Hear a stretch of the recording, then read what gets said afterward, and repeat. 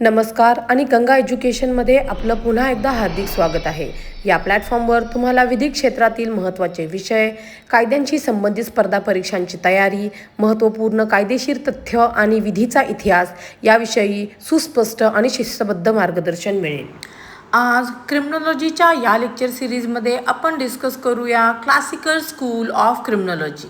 Welcome to Ganga education. मित्रांनो, आज आपण क्रिमिनॉलॉजीच्या एका अतिशय महत्त्वाच्या आणि एक्झामच्या दृष्टीने एकदम हाय स्कोरिंग टॉपिकवर चर्चा करणार आहोत. आजचा आपला विषय आहे the classical school of criminology. हा टॉपिक समजायला खूप सोपा आहे, पण परीक्षेत त्याचे अचूक मुद्दे कसे मांडायचे आणि जास्तीत जास्त मार्क्स कसे मिळवायचे हे आपण या सेशनमध्ये क्लिअर करणार आहोत. चला तर मग फोकस करूया आणि सुरुवात करूया. पण पुढे जाण्याआधी एक अगदी बेसिक प्रश्न मला तुम्हाला विचारायचा आहे. गुन्हे का घडतात? जरा विचार करा, एखादी व्यक्ती गुन्हेगारीकडे का वळते? मित्रांनो, जर आपल्याला गुन्हेगारीची समस्या मुळापासून सोडवायची असेल तर त्यामागील उद्देश समजून घेणं सर्वात महत्त्वाचं आहे. रोगावर इलाज करण्यापूर्वी आपण जसं मूळ कारण शोधतो, अगदी तसंच गुन्हेगारीचंही आहे. आणि नेमका ह्याच प्रश्नाचं अचूक उत्तर शोधण्याचा प्रयत्न या क्लासिकल स्कूलने केला होता. ओके, लेट्स डाइव्ह इनटू दिस. आजच्या या सेशनचा आपला रोडमॅप एकदम सिंपल आहे. आपण 4 प्रमुख टप्प्यांत हा विषय कव्हर करू. मूळ संकल्पना, या विचारधारेचे प्रणेते, त्याचे प्रत्यक्ष परिणाम आणि शेवटी यावरील काही महत्त्वाच्या टीका. तर सुरुवात करूया आपल्या पहिल्या पॉईंटपासून, क्रिमिनॉलॉजीची मूळ संकल्पना म्हणजेच कोर कन्सेप्ट.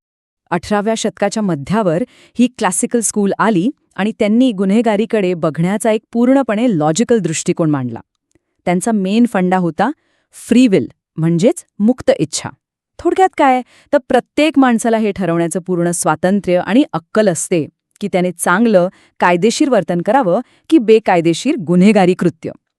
या थिअरीनुसार लोक केवळ त्यांच्या स्वतःच्या लोभापोटी किंवा वैयक्तिक गरजा पूर्ण करण्यासाठीच गुन्हे करतात. आणि म्हणूनच जर तुम्हाला गुन्हेगारी कंट्रोल करायची असेल तर शिक्षेची भीती निर्माण करणं हाच एक प्रभावी उपाय आहे. शिक्षेची भीती जितकी जास्त तितके लोक गुन्हे करण्यापासून दूर राहतील, असे यांचं स्पष्ट मत होतं. आता आपण या थिअरीच्या 2 मुख्य चॅम्पियन्सकडे वळूया, ज्यांनी या स्कूलची स्थापना केली, बेकेरिया आणि बेंथम. मॉडर्न क्रिमिनल जस्टिसचा पाया या 2 महान विचारवंतांनी रचलाय, हे नक्की लक्षात ठेवा. सीझर बेकेरिया यांचं हे वाक्य बघा: गुन्ह्यांची कारणे वाईट लोकांमध्ये नसून वाईट कायद्यांमध्ये असतात. किती रेव्होल्युशनरी विचार आहे हा. बेकेरियांचं ठाम म्हणणं होतं की अन्यायकारक आणि मनमानी कायदेच सामान्य माणसांना गुन्हेगार बनवतात. माणसं मुळात वाईट नसतात, तर सिस्टीममधील अन्याय त्यांना गुन्हेगारीकडे ढकलतो. आता एक्झामसाठी बेकेरियाची ही काही की प्रिन्सिपल्स लक्षात ठेवणं मस्ट आहे. त्यांच्या मते कायदे हे फक्त आमदारांनी म्हणजे लेजिस्लेटर्सनी बनवले पाहिजेत, न्यायाधीशांनी नाही. न्यायाधीशांचं काम फक्त कायदा इम्प्लिमेंट करणं आहे. दुसरं, कायद्यासमोर सगळ्यांना समान वागणूक मिळायला हवी. तिसरं म्हणजे प्लेजर पेन प्रिन्सिपल, म्हणजे गुन्ह्यातून मिळणाऱ्या सुखापेक्षा शिक्षेचं दुःख नेहमी जास्त असायला हवं. चौथं, शिक्षा ही त्वरित आणि फिक्स असावी. आणि 5वं, त्यांनी क्रूर शारीरिक छळ आणि फाशीची शिक्षा रद्द करण्याची जोरदार मागणी केली. सोप्या भाषेत सांगायचं तर शिक्षा ही गुन्ह्याला बघून दिली पाहिजे, गुन्हेगाराच्या कॅरेक्टरला बघून नाही. आता यामधले दुसरे महत्त्वाचे प्रणेते म्हणजे जेरेमी बेंथम. बेंथम यांनी युटिलिटेरियन थिअरी मांडली, ज्याला आपण हेडोनिझम असंही म्हणतो. बेंथम यांचं एक साधं पण अतिशय पॉवरफुल तत्त्व होतं: जास्तीत जास्त लोकांचे जास्तीत जास्त सुख. त्यांच्या मते समाजात कायदे बनवण्याचा मुख्य उद्देश हाच असला पाहिजे की गुन्हेगारी कमी करून जास्तीत जास्त लोकांसाठी आनंद आणि सुरक्षता निर्माण करता आली पाहिजे. आणि यातूनच बेंथम यांची फेलिसिटस कॅल्क्युलस ही भारी संकल्पना समोर आली. त्यांच्या मते माणूस हा मुळातच खूप कॅल्क्युलेटिव्ह असतो.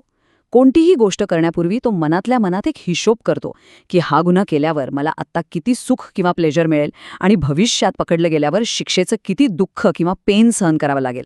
जर त्याला वाटलं की सुख जास्त आहे आणि दुःख कमी, तरच तो गुन्हा करेल.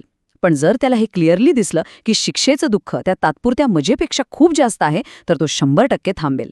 म्हणूनच शिक्षा ही नेहमी निश्चित आणि कठोर असावी, असा त्यांचा युक्तिवाद होता. आता आपण बघूया की या सगळ्या थिअरीजचा प्रत्यक्ष रियालिटीमध्ये परिणाम काय झाला. युरोपमधील सुधारणा. या क्लासिकल स्कूलचा युरोपवर आणि विशेषतः ब्रिटन आणि फ्रान्सवर प्रचंड मोठा प्रभाव पडला. त्यांनी आपले जुने क्रूर कायदे बदलून ते अधिक मानवी केले. हा आकडा एकदा बघा, 222 वरून थेट 3. खरंच शॉकिंग आहे ना. इंग्लंडमध्ये 1820 ते 1861 या काळात ज्या गुन्ह्यांसाठी फाशीची शिक्षा दिली जायची त्यांची संख्या तब्बल 222 वरून थेट 3 वर आली. यावरून तुम्हाला अंदाज येईल की मानवी हक्क आणि गुन्ह्याच्या प्रमाणात शिक्षा देण्याच्या या तत्वांचा किती जबरदस्त रिझल्ट मिळाला होता.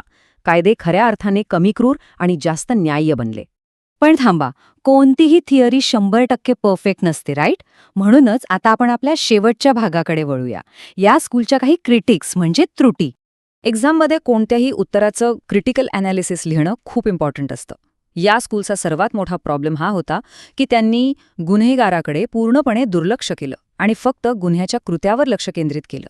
त्यांनी असं ढोबळमानाने गृहीत धरलं की जगातल्या प्रत्येक माणसाची विचार करण्याची आणि निर्णय घेण्याची कॅपॅसिटी अगदी सेम असते. पण प्रॅक्टिकली असं असतं का? बिलकुल नाही. प्रत्येकाची परिस्थिती, बॅकग्राऊंड आणि मानसिकता खूप वेगळी असते आणि नेमका हाच महत्त्वाचा मुद्दा त्यांच्याकडून मिस झाला. क्लासिकल स्कूलने ग्राउंड रियालिटीकडे आणि गुन्हेगारीला खतपाणी घालणाऱ्या खऱ्या घटकांकडे थोडं दुर्लक्षच केलं. जसे की आर्थिक घटक, गरिबी किंवा बेरोजगारीमुळे एखादा माणूस नाईलाजाने गुन्हे करतो.